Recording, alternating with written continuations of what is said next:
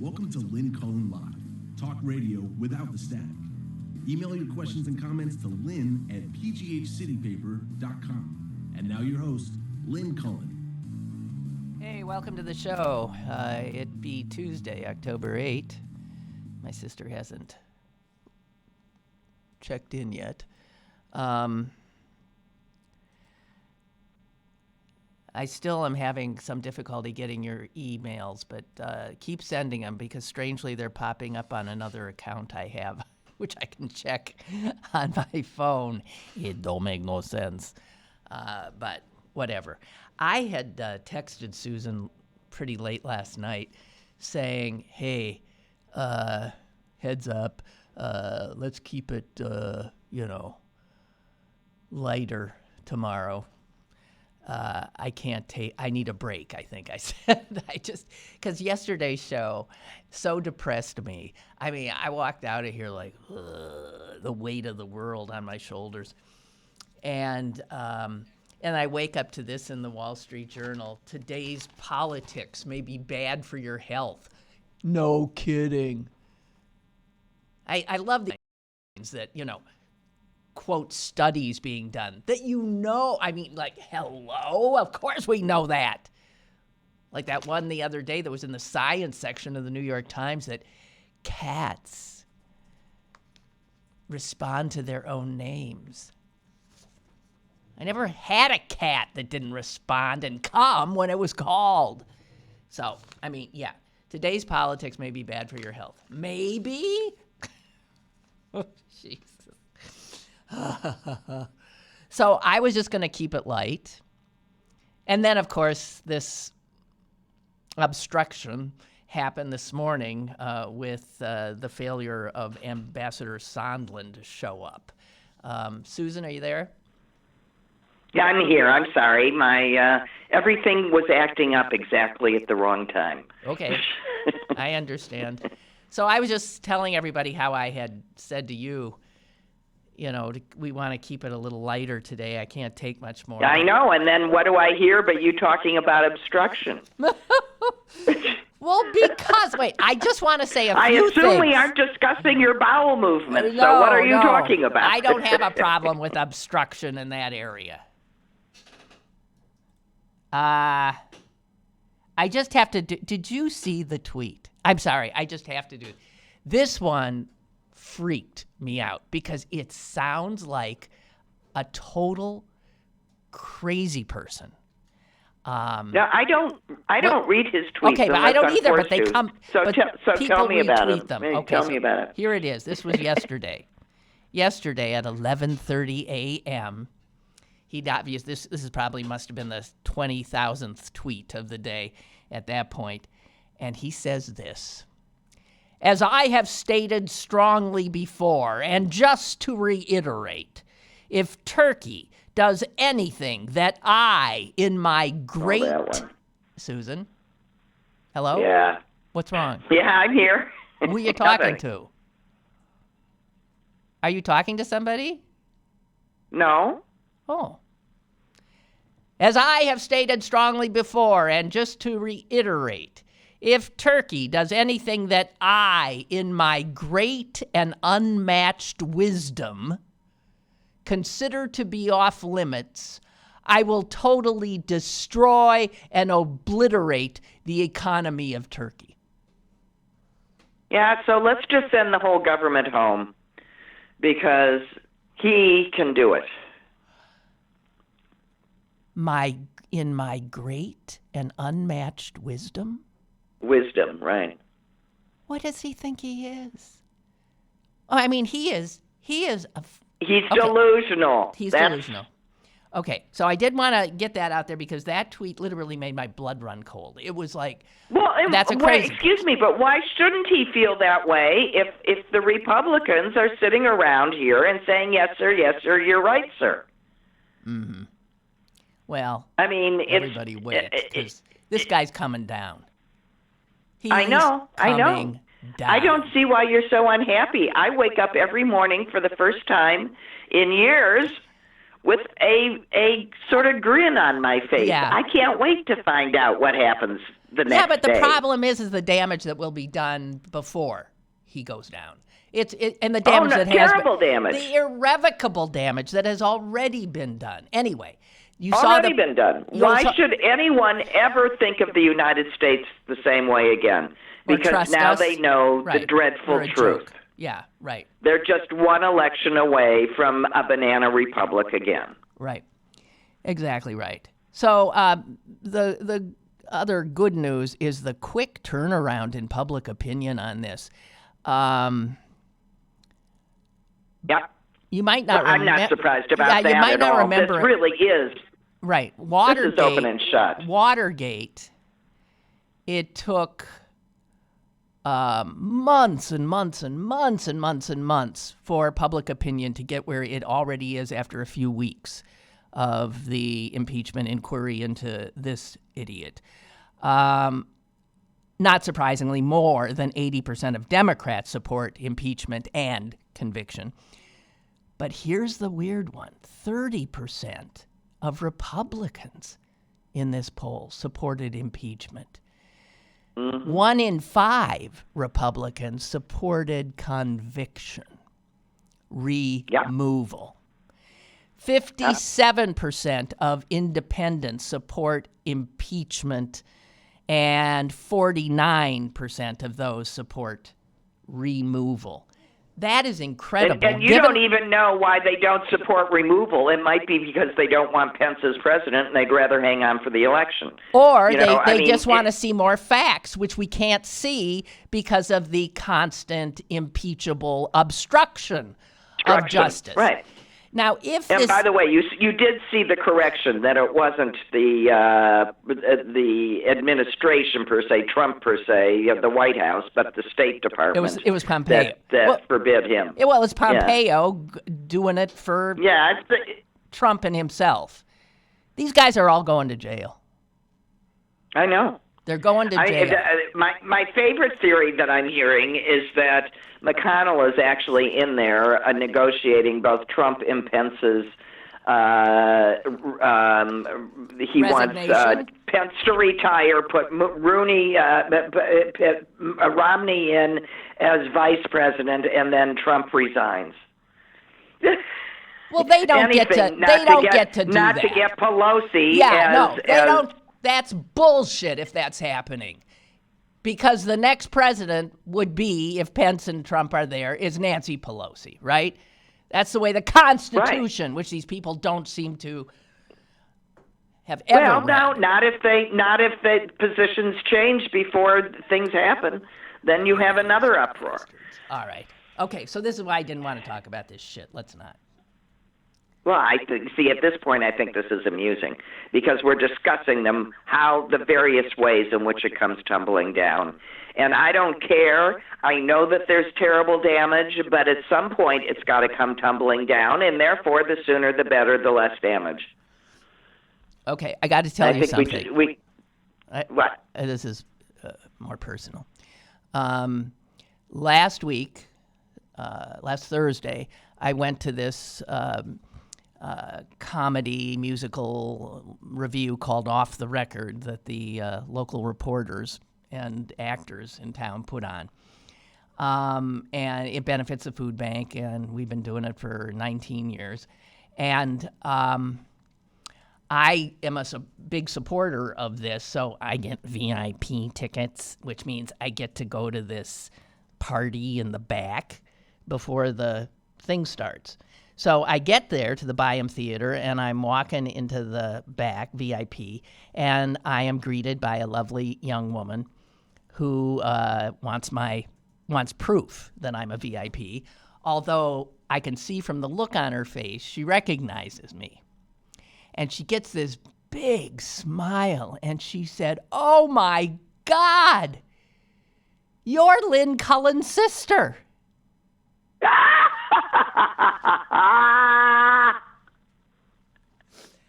I'm going to send you ain't that a revolting development? No, it was so cute.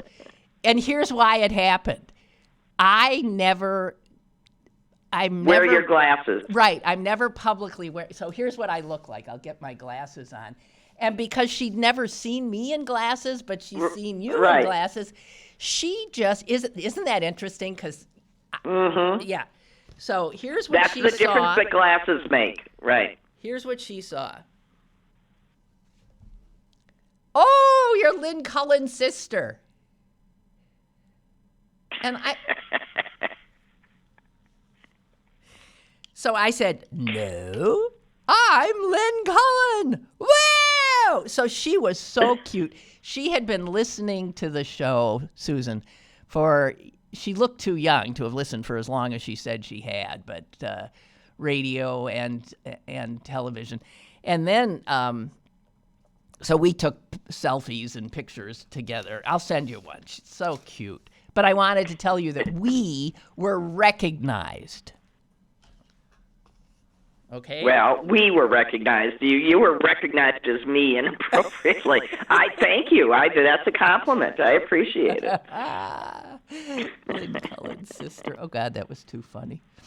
Okay, so I had to tell you that. Okay.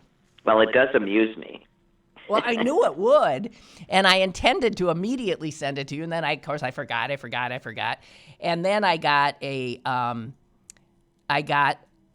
one of the pictures sent to me from a longtime listener, Chris, who sent it to me and says, Lynn, this is my niece. I heard she thought you were Susan. I'm so sorry I missed it. Anyway, Well, he knew it was an insult. She. And she also knew it was she wanted a review of the show. She wanted a review of the show, and it was wonderful. It really was. It's so long from now I can't, but I laughed so loud. I needed that so badly. That was a night of great laughter, and I had been so bummed and had told the friends I went with, I don't want to go, I can't take it. And then I realized that I always laugh at these things. And sure enough. Yeah, you can't lose your joy, Lynn. No, right. The creeps win if you lose your joy. That's right. So that was great. I met another wonderful woman who I also have an email from. I must have been drinking because I met her, and then she said she was a docent at the Heinz History Center, and I must have said, actually I do remember saying, oh my God, see, that's something I should do. I keep thinking, what do I do in my semi-retirement? Shouldn't I do something like that? Yeah, you should be a docent, right? No, let's see. Well, you'll end up doing what I do. No, I won't. So she wrote, and I said, write me, and remind me of this, and blah, blah, blah. And then she did. Her name is Marty. She wrote me, and she said, so let me know if you would like to meet and talk about it. I will tell you that the training is extensive and time-consuming. And I thought, but I'm sure that that's true. I mean, if you are you have to educate yourself and everything. Yeah. Yeah. So I just don't know if I want that kind of time. No, that's why I ex-docent for anything right out of my vocabulary because I. But wouldn't it? I mean, once you get there you are, an opportunity to, I don't know.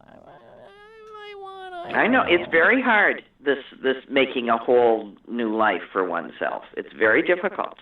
Oh. Well, so anyway, there was all that, and that all happened as a result of going to the show. Let's talk. Really, let's keep this lighter, okay? So, let's talk about this serial killer. Oh, I read about him. Wow. Whoa! Now we know what a horrific time we're in if going lighter means talking about apparently America's most prolific so we're talking serial about killer. this guy who has now confessed to about the murders of 98 women, almost all of them, I think, women of color, drug users, prostitutes, women that he women on said the margins. wouldn't be missed. Right. Right, women on the margins who wouldn't be missed. That wouldn't be missed, and indeed they weren't, and he was in jail for other things, but never for anything like this, and he's just confessing to all of these crimes. But the line that I thought the most chilling was the last line of that article, where they're talking about how what joy he gets talking about the kills, and you know, he talks about one woman, oh, he really liked her, you know, and he and said that, totally oh man, unrepentant. yeah, right, this is in 1994, here's what he says, oh man, I loved her, I forget her name. Yeah, Rosie, oh yeah, I think her oh Rose. yeah, I think it was Ruth. This is a killing Ruth, right. Almost 30 years ago. And, right, and he remembered, and it's not like he knew her for a long time. These are just, you know, right. He would find them and dispatch them. But it's what he says after that. The article says after that, when it says he has no remorse about this. None. And he looks at the guy, clearly puzzled, and he said, well, why would I? God made me. God put me on earth. On this earth for a reason. He made me. Is that what he said? Yeah. God put me on earth to do what I did. He made me. But the other bizarro thing, have you seen all the portraits? This guy... Yeah. And he's a good portrait. They are in his head, every single one of them. He, after killing 98 women, he remembers everyone so well that he has drawn in jail these pastel, and they all look very different. He's dead on. They are all individual portraits of very different women. He's a talented. He's got this weird brain that remembers everything, remembers the and clothes. And in its own way, it's a loving brain. I mean, that he would memorize every detail of these women who were really only in his life for a very short time. I mean, it is such a weird combination of, you know, of love and violence, and the nexus of love and violence, because it's there. Well, he's totally insane. Weird. Totally insane, but he's brilliant and gifted and a prolific serial killer. You could put John Wayne Gacy, Jeffrey Dahmer, who am I forgetting? Bundy. The guy in Washington State. 48. Washington State, put all of their victims together and you do not get the total that he killed.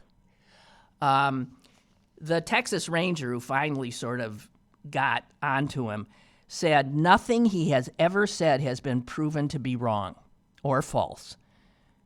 We've been able to prove almost everything he has said. So what they're trying to do now is, with his portraits, identify all of these women and at least be able to bring some measure of closure. But they have no doubt. I guess they know about 50 of the cases they have cleared. And, you know, yes, he did it, blah, blah, blah. But the other 48, they still have to work on. But right, and it's not, I mean, he remembers so much about these things that even decades later they can go back and prove up his confessions. Well, they're worried. They're starting to say that because he's almost 80 years old, they do think he's losing his memory is starting to be a little less. So he's getting dates wrong, and if he gets the date wrong, that mixes the law enforcement up. But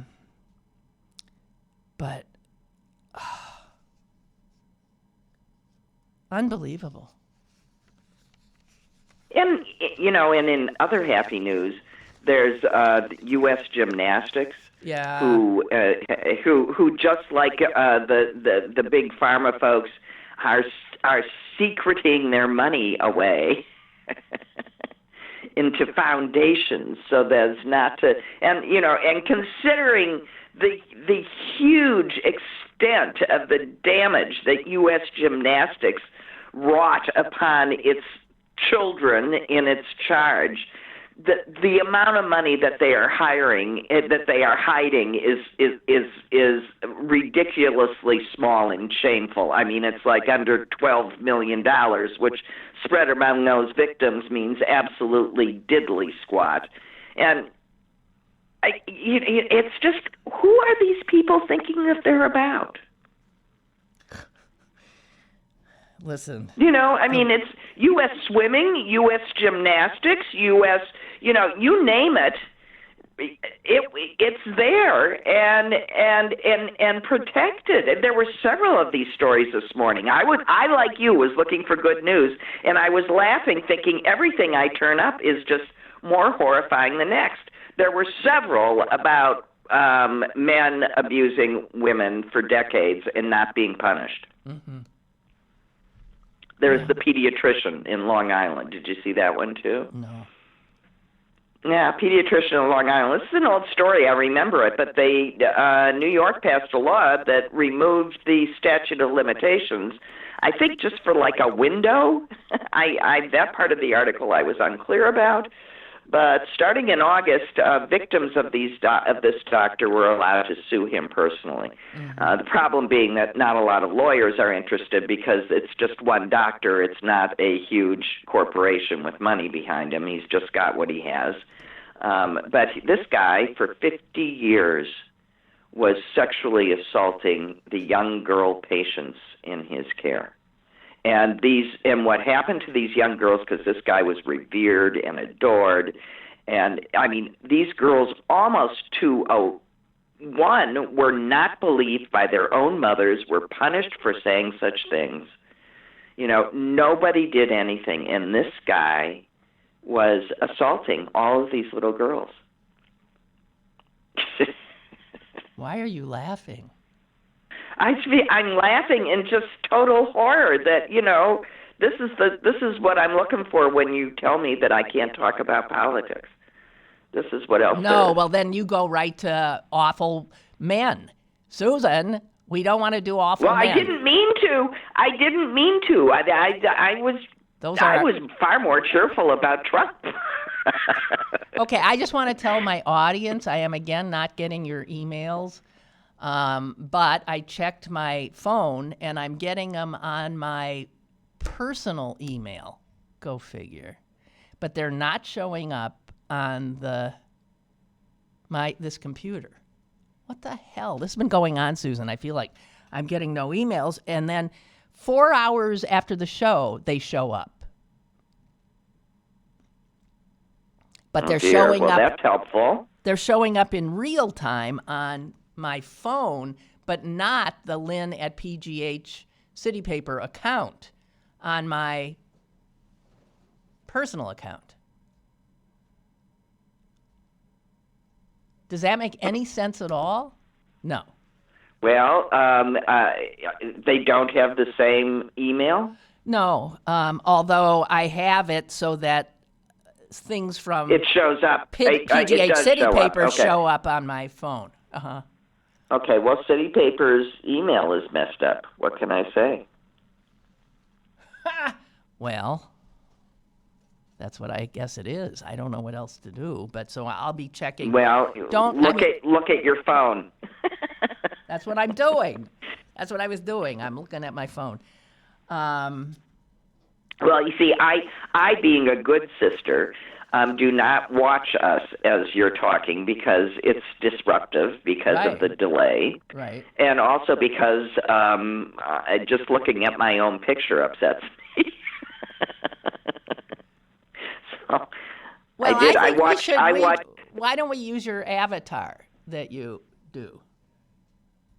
Okay. Oh, well, I'll send it to you. You want my angry avatar, right? No, I want your. I don't know how many avatars you have. You want just my regular one? Yeah. My regular one. Okay. Well, I can do all sorts of them now because of that weird phone thing. But okay.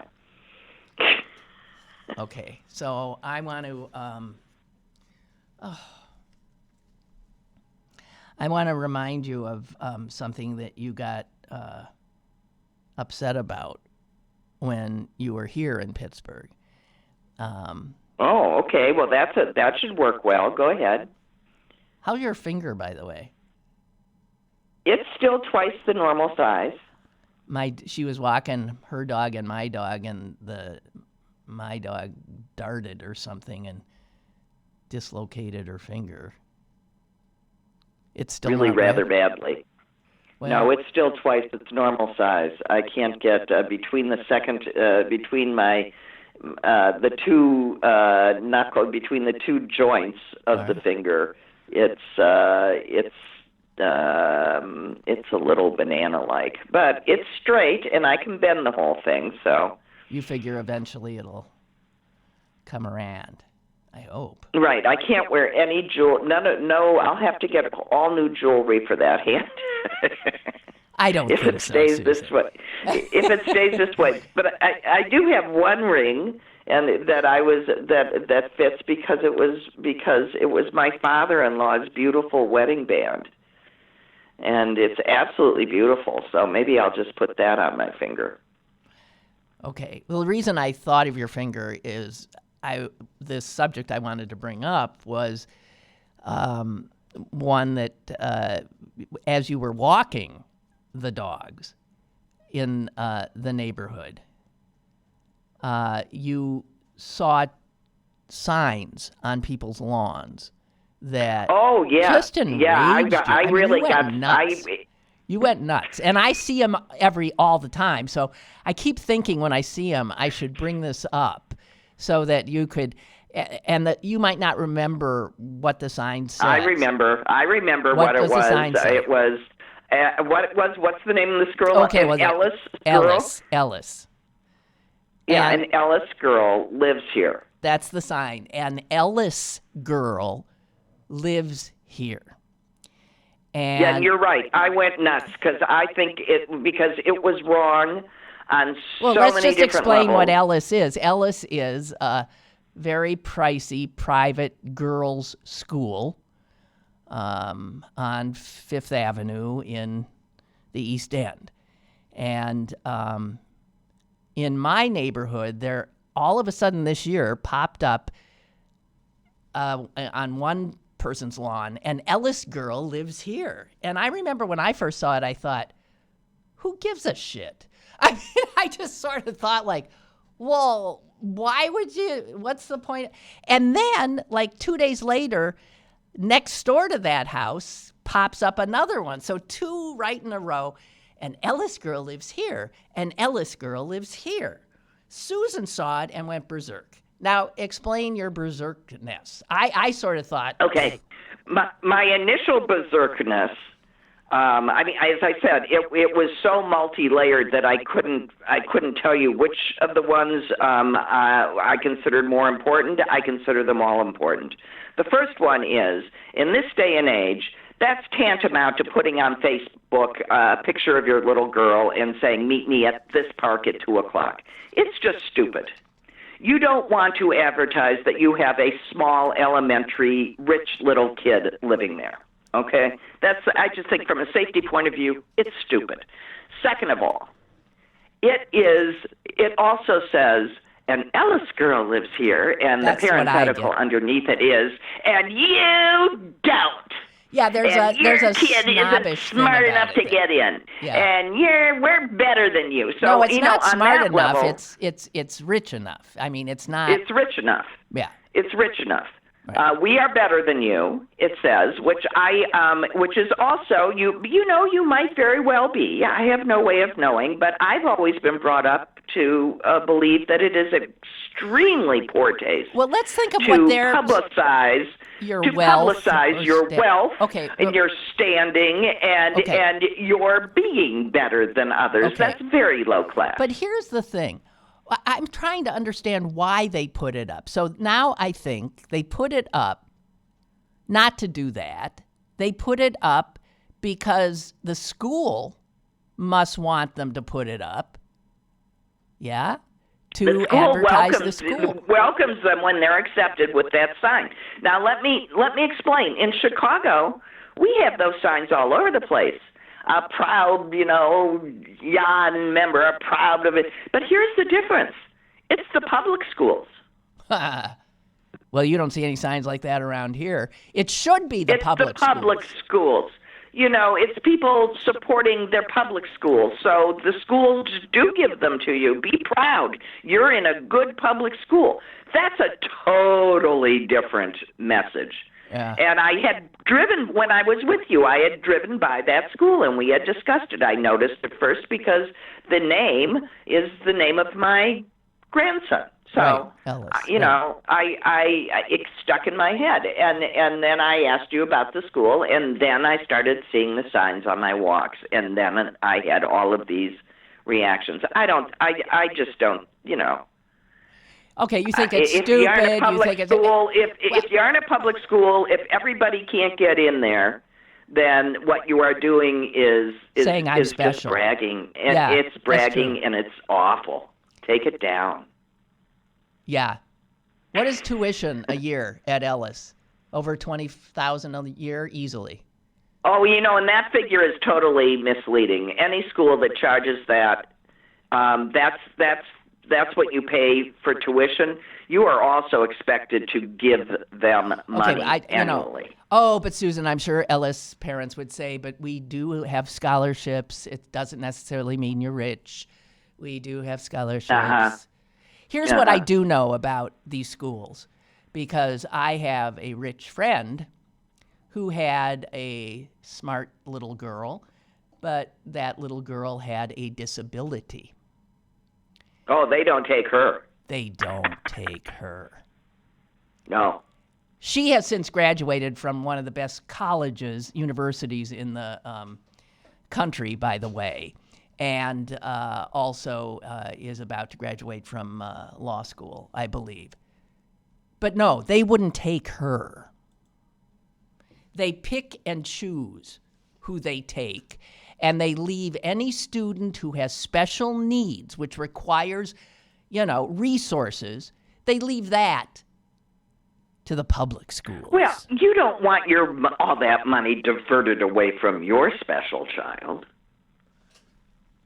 I can't. I'm sorry, my skin crawls.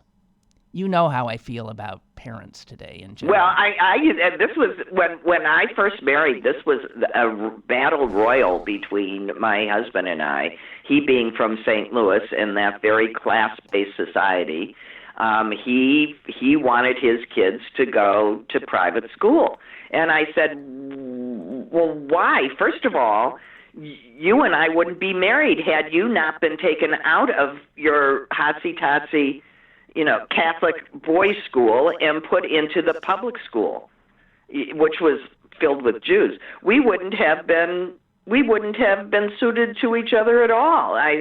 So I didn't like that. Was my first argument. My second argument was that the public schools where we lived were so good that you had to be an idiot to waste your money on private schools, which was the truth. And as years went by, he used to tell me how upset all the private school parents he knew were because all that money did not buy their kids into a better college than the similar kids going to the public school down the street got for free.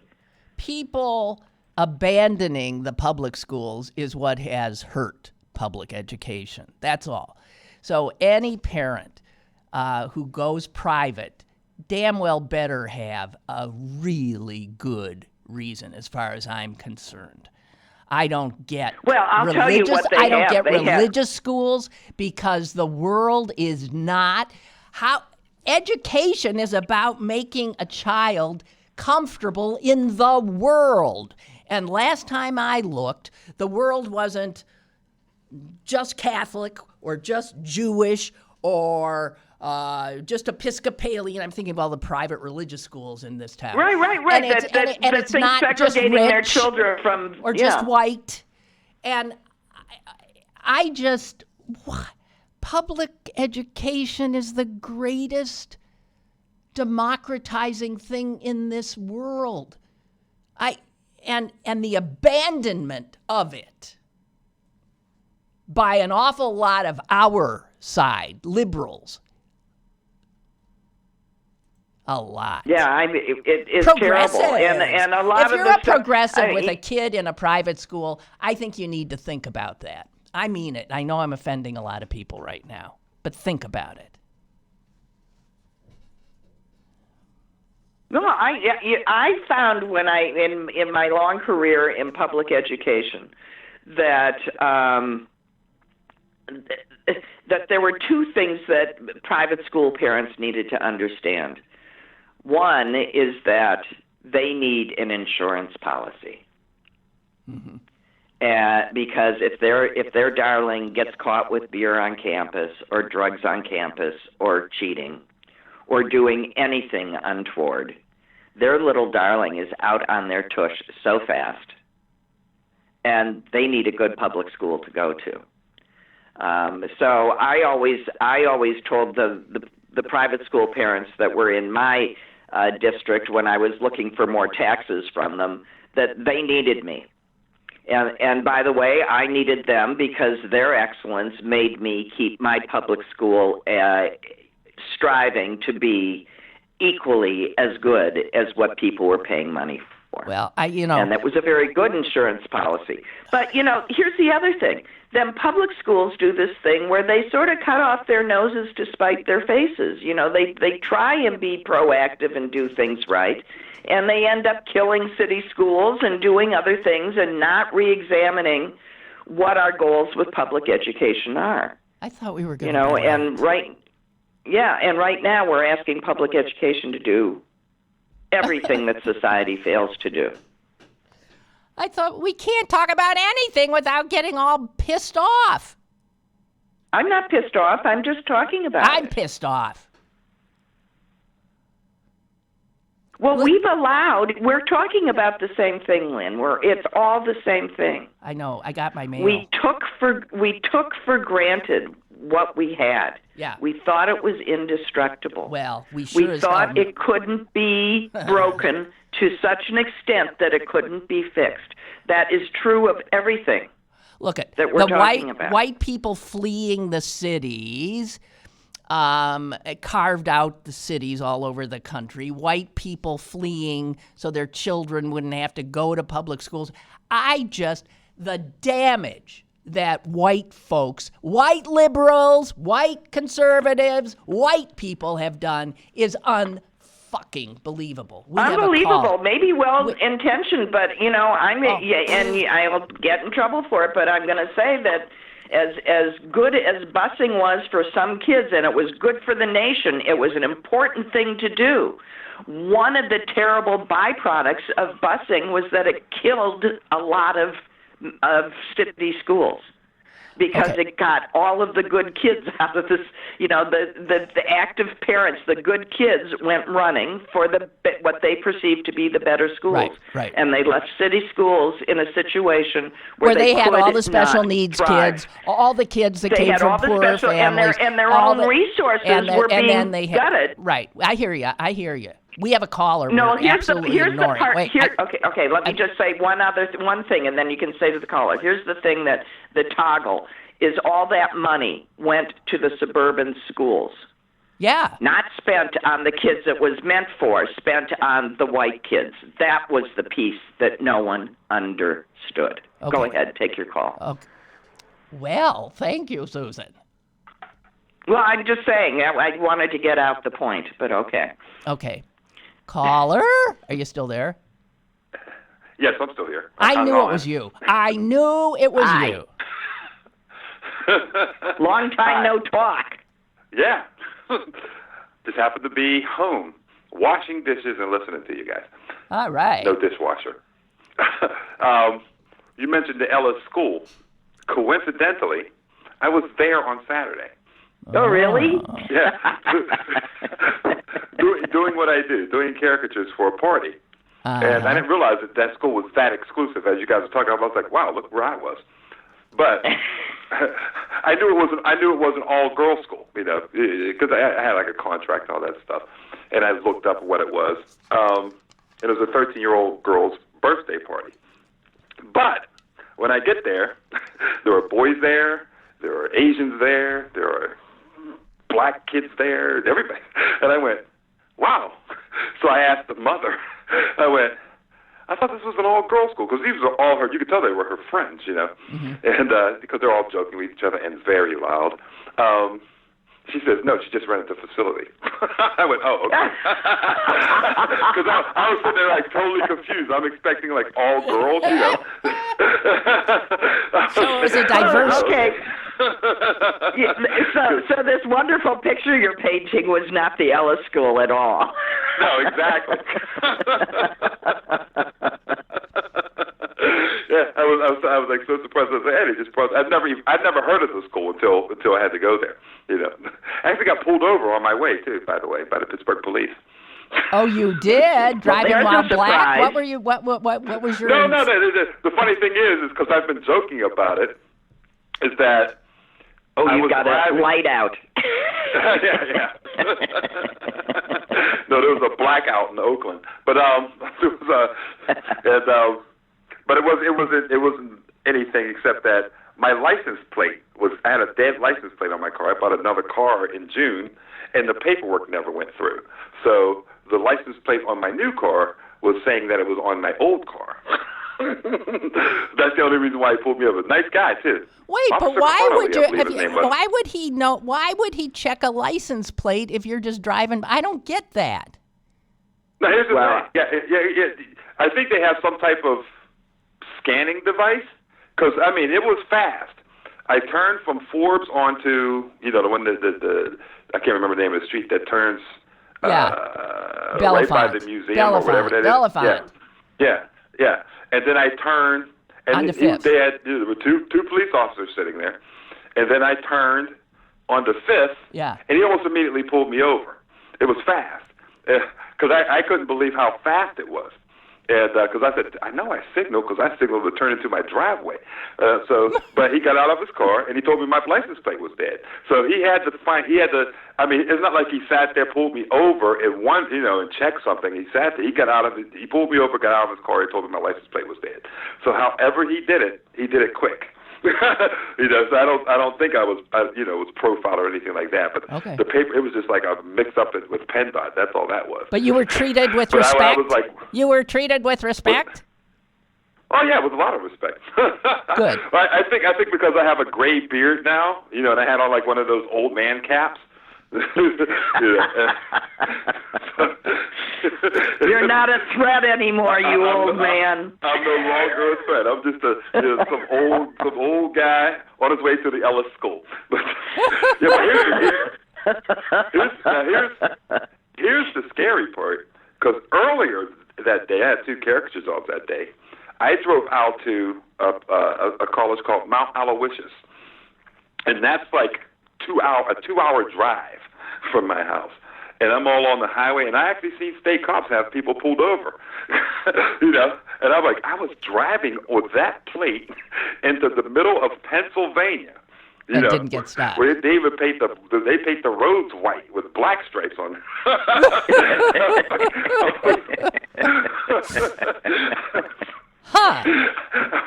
I was like, wow, I'm so glad I get pulled over out there. I was almost happy that it was a city cop that pulled me over. Hey, Little Tony has, by the way, I got this, and Chris, I got some emails, I think in real time. Almost. Cool. But he says this, and this is something I noted too. We're back to the serial killer, okay? Mm-hmm. And he says, what's strange to me is I thought serial killers were always white. I have always said the same thing. I've never seen a black serial killer. This guy. Hold on. You mean that serial killer? No, that's not true. What was Melfi? What was that guy's name? With the guy with the kids? The guy who was a sniper was picking people off in the D.C. area. But that's sort of a different kind of okay, fine. There was that guy. But overall, I mean, when you start Son of Sam, Jeffrey Dahmer, Ted Bundy, blah, blah, blah, blah, blah, they're these white guys. And that the most prolific serial killer is a black guy just proves the point that black guys have to do it better You have to do it better to get recognized. Yeah, That's right. I was going to make that. I was going to make that same joke. I was like, that's a shame. It has to be that much better of a serial killer. Right. You even get yourself goddamn noticed. Has to work twice as hard. Yeah, to get any recognition. Yeah, because what is it? What's her name? Biles? Yeah. Gymnast? Oh, she's so amazing. And there's a swimmer who just broke records. Yes. You know? Yeah. Yeah, that's like, you know, and then there's tennis. I was like, oh, for goodness sake. People better start checking the slopes. No, I know. The blacks are taking over absolutely every sport. You know what? Simone Biles, I want to say this. I have a feeling that she might be the greatest athlete of all time. I mean, that dominant in her sport. I don't think there's anyone anywhere close. I mean, you up there with Michael Jordan and Usain Bolt, and I don't. I'm serious. Not even close. She Matter of fact, I think can't a woman broke Usain Bolt's record. Okay. Yeah. No one can touch her. You know, she's unbelievable. That Biles she's like superhero quality. That's yes. X-Men. Yeah. I've never seen anything like that. That's superhero stuff. Right. Like, no, and she's smart, and she's she's really the total package. She handles herself so beautifully. Yeah. And in the worst of circumstances, she's really impressive. She's increasingly it's those kind pissed of things off. that give you hope for the future. Huh? Yeah. Yeah. Yeah. Well, hey, you were so close. I have great hope. And here we are. We finally found something that we could all laugh about. Serial killers. Thank God. I mean, if he's going to be a serial killer, he should have went for cream of wheat. I know. I was desperately trying to think of a tricks joke or a snap, crackle, pop. But you beat me to it. See, I like cream of wheat because there's that black guy on it. Yeah, the happy black guy. Isn't he happy? That's why I went with that. Yeah. Right. God almighty. Okay. Enough laughter for today. Let's get back to it. Yeah. Goodbye. I thought you were a Quaker. Thank you. That's Quaker Oats. That's true. Quaker Oats. Cream of wheat is like Sambo. It's on the cover. Why is it that black people were the logos for? It's only breakfast cereals, breakfast stuff like Aunt Jemima. Yeah. What's that about? Yeah. Aunt Jemima. Yeah, that's because. That's not true. Uncle Ben. Uncle Ben. There's Uncle Ben, and there's tons of barbecue sauces. Yeah, but that doesn't count. No. But they'll back in the day they used, because usually the black servants were like the cooks and stuff like That's that. right. Right. That would be why it's invoking, the nostalgia the for the days when Mammy was in the kitchen and taking care of your kids. Yeah. All right, get out of here. Yeah. And I tend to do Asian and Italian food when I cook. Me too. Nice talking to you, Clarence. Nice talking to you. Okay. Thanks. All right, same here. Goodbye. Bye. Bye. So here's another slightly depressing thing. What? You know how much I love Jeopardy. Yeah, he's sick. He's really going down. So I was watching him last night. I saw this interview he did when he acknowledged that he's really struggling now. And where he acknowledged, we're talking about Alex Trebek, for those who don't know what we're talking about, that he sees it impacting his ability to do the show. He says that he sometimes has trouble pronouncing. He's worried about enunciating and pronouncing words properly. And last night when I watched, I saw that he was really working on reading some of the clues where it was, a little bit of a tongue twister thing. And I thought he's not gonna continue much longer because he's too much of a of a proud professional. Yeah. And I can't see that show surviving. I just can't. So I was really sad watching him last night because he's. Well, I can yes, it's very sad, but I disagree with you. I think the show will survive, and I'll tell you why. I can point to all the shows that outlived the people that you would say wouldn't survive. Bob Barker and the Price is Right, for crying out loud, goes right on with Dana. What's his name? No. I can't. No. Not Dana. Carvey. No. That's the other guy. Carey. What is Carey? Something Carey is his Drew name. Carey. And the same thing. Drew Carey. And the same. I mean, all of these shows managed to just go on in spite because the public liked the game. Yeah. Right. People like Jeopardy. People like trivia. It's and people like Alex Trebek. I wouldn't say Jeopardy is trivia. I wouldn't. I think it's knowledge games. Yeah. A little trivia, but mostly knowledge. Well, but I would say that games that are called trivia games are knowledge games. Oh, Tony, I'm sorry. So Tony's last message went to my phone, but has not shown up on my. What the fuck is going on? I'm sorry, Susan. I've been going back and forth trying to keep a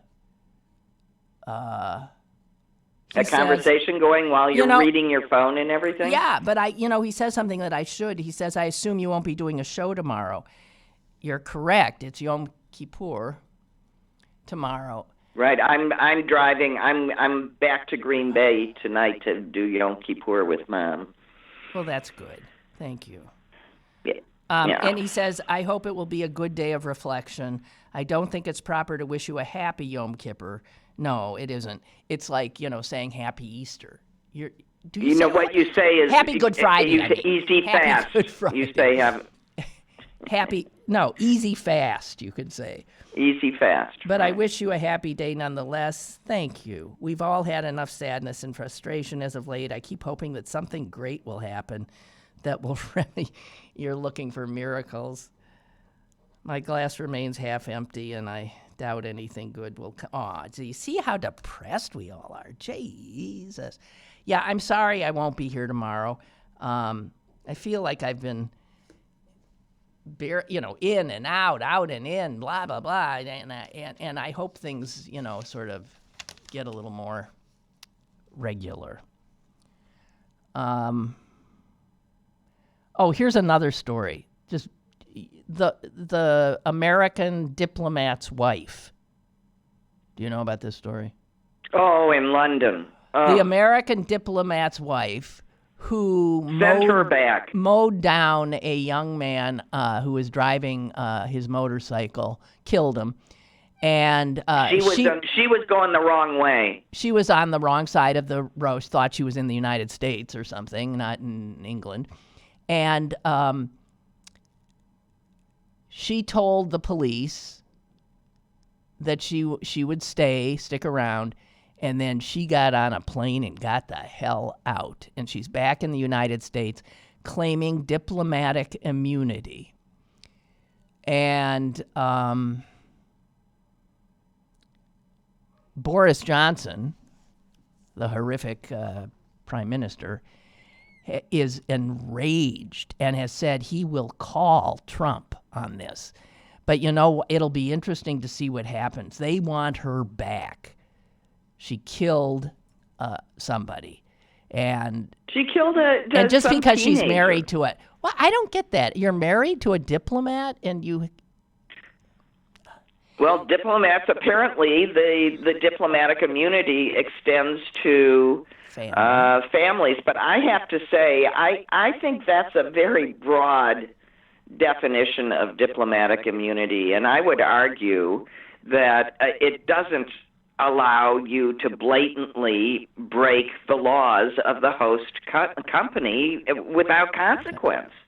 Well, and, that's what Johnson said. Yeah, that's what he said. He said, I do not think that it can be right to use the process of diplomatic immunity for this type of purpose. I mean, but, it's why diplomats... That's not the point of it. That is not the point of it. And we in this country, in recent memory, have demanded that folks behaving improperly in our country and relied on diplomatic immunity. We have protested vociferously. I'm thinking of the armed guards beating up protesters in front of an embassy, and it was the.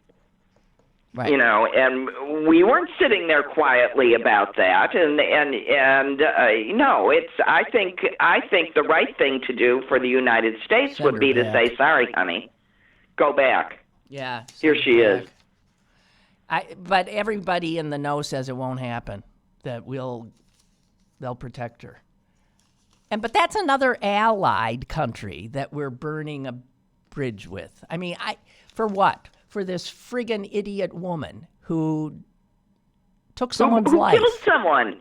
And if she did it in this country, I mean, I'm sorry, she killed somebody. And I'm sure it was an accident, and that will be taken into consideration when punishment is meted out. But she should absolutely have to face consequences for her stupidity. Her negligence. I mean, Yes, that would be the legal term. Thank you. Her negligence. Yeah. So that's just another non-Trump story that sort of finds its way back to him, no matter what we do. God dang it. But I don't know. So, okay. Susan. I will say one thing, though. Since your dog took out my right hand, I haven't been able to actually box. Oh, so what have you been doing with your husky? Well, I got to work out. I was just thinking I have to work out, and I did tell her that you suggested that we work on my left, which was, seriously not as good. Right. And so that's what I did.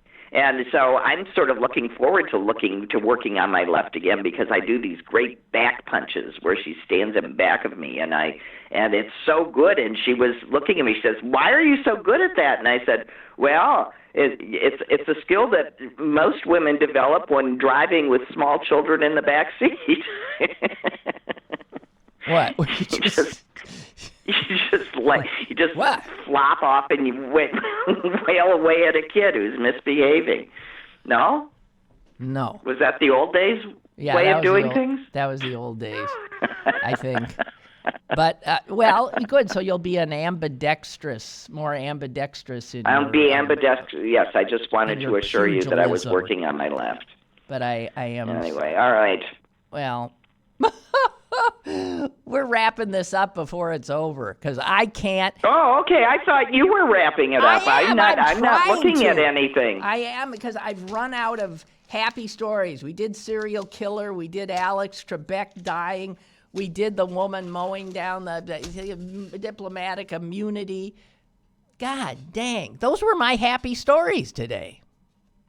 Those were your happy stories?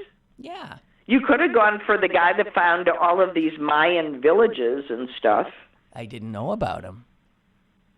Oh, yeah. There was this guy that, this LIDAR mapping, and I wish I understood what LIDAR mapping was, but I guess it's a space shot that detects patterns underneath the crust of the Earth, would be my guess. Oh, okay. And so and it's available. There is one map that it's low resolution, but it's available for public use. And there's this guy that's just using these public maps to come up with all of this, finding all of these Mayan civilization ruins underneath the crust.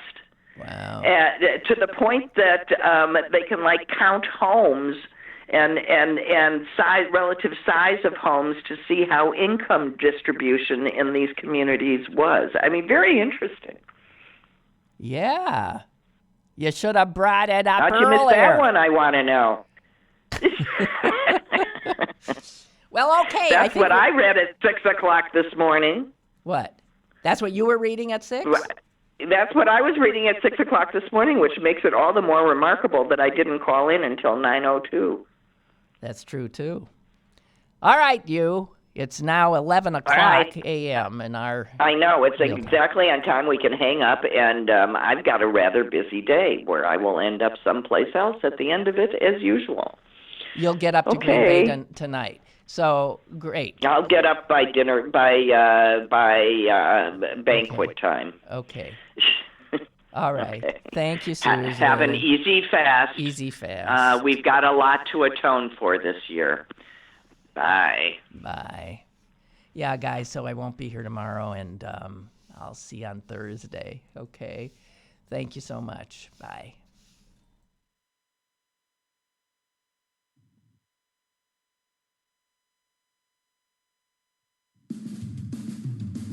Lynn Cullen Live, Monday through Friday from 10 a.m. to 11 a.m. and archived at pghcitypaper.com. The opinions expressed on Lynn Cullen Live are those of the host and do not necessarily reflect the viewpoints of Pittsburgh City Paper or its advertisers.